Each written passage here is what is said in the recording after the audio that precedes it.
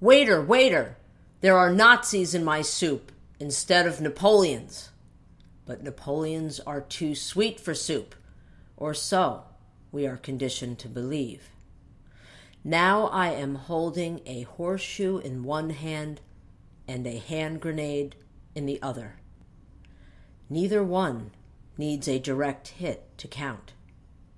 You can walk away without ever making a choice, or you can stay and gamble. Either way, the sun will rise tomorrow morning. What makes a man put a lighted fireworks mortar on his head? Had he really been drinking too much, or was he self-destructive, just like the man who discovered how to make a thermonuclear bomb detonate successfully? After all, if you determine that different parts of a thermonuclear weapon can be chained together in stages, with the detonation of each stage providing the energy to ignite the next stage, it's like playing dice with landmines.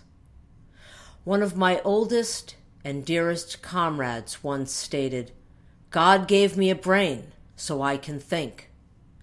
I have always considered this declaration very profound and have used it many times over the last quarter century as I've hurled myself headlong into the face of normality. I experience guilt for damage resulting from racist treatment of people of color by whites, both historically and currently. On March 12, 1938, a crowd of ordinary Austrians and a handful of officials sporting swastika armbands stood grinning on an unnamed street in Vienna. At their feet, 6 raggedly clad Jews were on their knees, being forced to clean the pavement with brushes. As unbelievable as this may sound to all of you, I feel guilty because I know I would have been afraid to walk onto this scene and make it stop.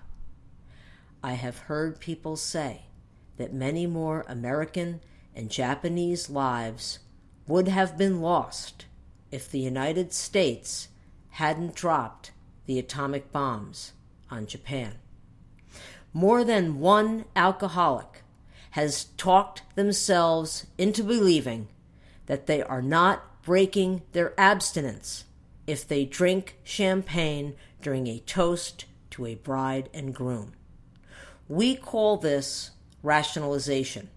This phenomenon also takes place when we try to talk ourselves into believing that these statistics regarding the number of lives saved means that the use of atomic weapons on the Japanese can't be considered a war crime.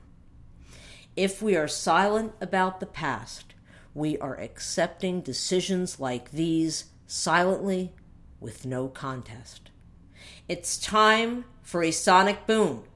Let's round up our pots and pans, open our windows, and make wild noise.